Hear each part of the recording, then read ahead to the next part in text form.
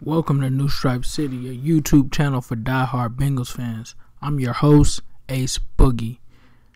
First of all, I want to say congratulations and thank all of you guys for helping us reach 3,000 subscribers. I will be announcing soon who the winner of that is. We'll be conducting the random pick and giveaway. So congratulations to whoever it is that has won that. But as usual, I'd like to thank you guys for being here. If you're new here, be sure to subscribe. We have all kinds of Bengals information that's not really out there on YouTube. So be sure to follow us and subscribe. You can find us on Twitter at New Stripe City. You can find us on YouTube at New Stripe City and also on Instagram as well. But let's get into the Bengals cut down day. I wanted to drop this video yesterday, but with it being Labor Day weekend, I spent some time with the family, had to kind of unplug from social media and from YouTube just to spend some time with the family. But you guys already know that I was watching what happened, and boy, there were some pretty big cuts that happened yesterday. Things that we didn't see coming, such as Kivari Russell. I was kind of shocked with that, but there were also some that I actually kind of called and kind of saw going with Michael Johnson. So first things first, let's talk about guys that were put on the reserve and injured, or the IR. Matt Barkley, not really a surprise there. I doubt that he will be designated to get called back. I think that the Bengals made the right move keeping Jeff Driscoll.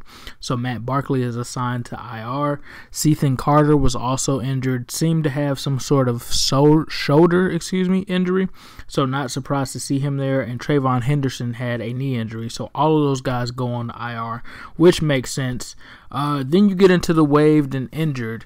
And then you see a guy that sticks out there, Josh Shaw.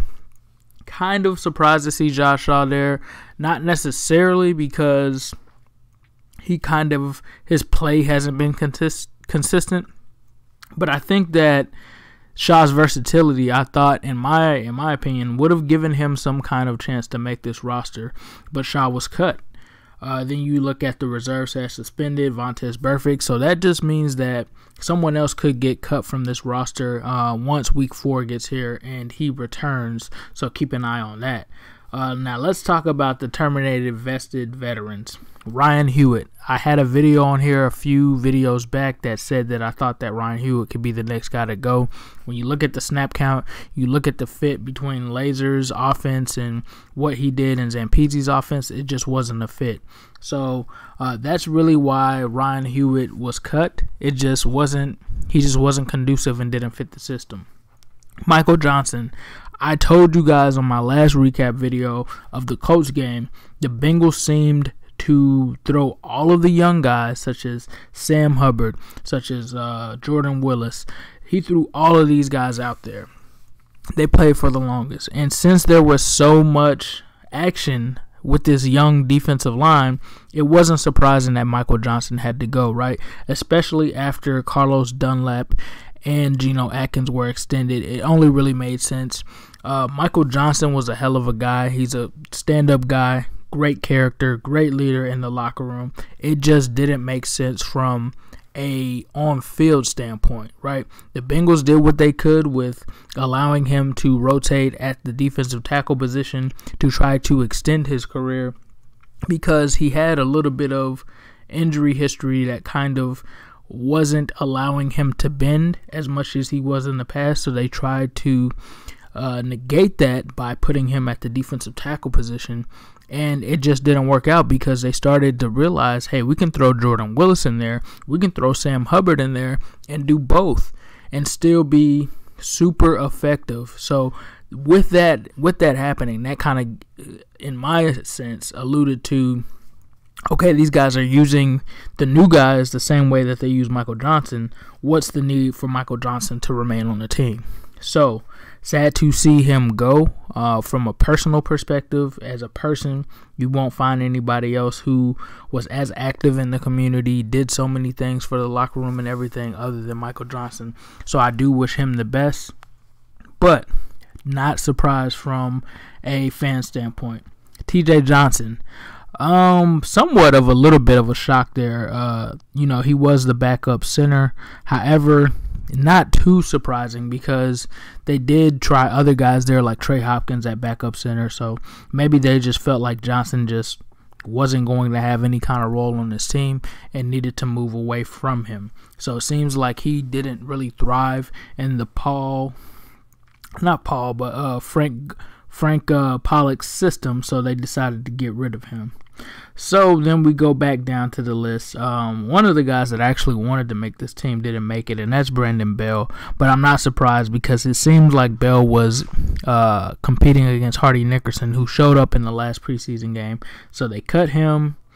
Some other guys on here that are notable, they actually cut their, I believe, 5th round pick. I can't remember which pick. You guys can correct me in the comments, but they cut Andrew Brown, which that was somewhat shocking. Other items are just notable items. Quentin Flowers, CJ Goodwin was interesting to hear because it came out that they were pretty high on that guy. Brian Hill was also cut. Let's see. They really got rid of Kent Perkins. I felt like Kent Perkins should have got a chance to at least compete a little bit more. Than he really did here. And Kivari Russell, like I said earlier, was just a big shock for me. Kermit Whitfield was pretty good, but nothing outside of those that are really surprising. But another good thing on why I waited today is that the Bengals also released their practice squad roster. So some of the guys that were taken away were actually signed back to the practice squad, so they're not necessarily gone.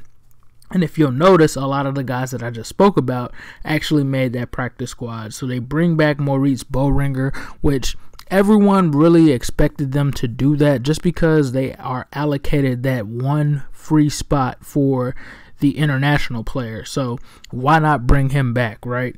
He didn't get to have too many opportunities during the preseason, but he did show some potential. There was a play where he caught a pass out of the backfield. I would have loved to see him try to make a guy miss because he almost could have scored. So maybe there's some potential there. Andrew Brown, they bring him back. With him rarely playing, it was pretty good to see that nobody ended up claiming him. Quentin Flowers, the quarterback from USF that converted to a running back, definitely showed some promise with a couple of plays against the Colts where he had some pretty good runs. Good to see him stick around on the practice squad. It was pretty interesting. I think Brian Hill, I'm not sure if he was practice squad eligible, but he was cut. That was another battle that was going. If I forgot to mention CJ Goodwin, I told you guys they liked this guy. They brought him back. They also brought back Kivari Russell. So that's interesting because I don't know if they're just holding him there because they have the roster that's still in flux, but hopefully no one will try to sign him off of our practice squad. And they also have Kent Perkins was brought back, so that's good to see that Kent was brought back. And then Kermit Whitfield, good to see him brought back as well as Chris Wardley. And there also was some news that the Bengals also signed Christian Hackenberg to the practice squad. So I'm not really... I have to do more research on him. I know he played at Penn State. He's been on a couple of teams and was traded. Just a decent developmental quarterback. Not anyone that's going to challenge Andy Dalton. But just interesting to see that they did go after him.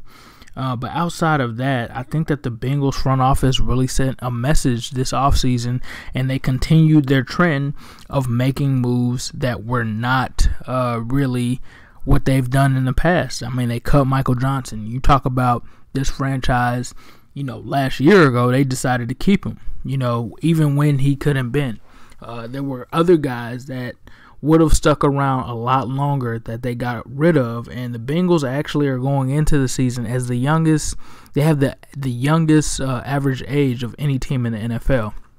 So they're going really young, and the last time that they did that, they were very successful. You look at 2011 when they went out with Andy Dalton and A.J. Green, and people only expected them to win maybe 1 to 2 games, and they went out and, set the league on fire. So I love to see what the Bengals are doing. I love what the front office is doing. They're making decisions solely based off of performance, and I love to see that. I'm glad. I'm looking forward to the season. I definitely will be trying to put together a roundtable pretty soon with some of my old friends. For all of my day one followers of this channel, you will remember the Bengals Real Talk. That's how this started out. So I will be trying to at least get one of the fellas on here to recap what has happened and see if we can try to kick things off before the season. I'll also see if I can try to get G on as well. But she's got a busy schedule at the moment, but I need to check in with her to just see where we're at with that. But again, very excited for the season. Can't wait. And keep your ears and eyes out, and make sure that you subscribe with the notifications so that you can get every single video I'm pumping out. But as usual, I'll leave you guys with a who day all day, every day, and especially on Sunday.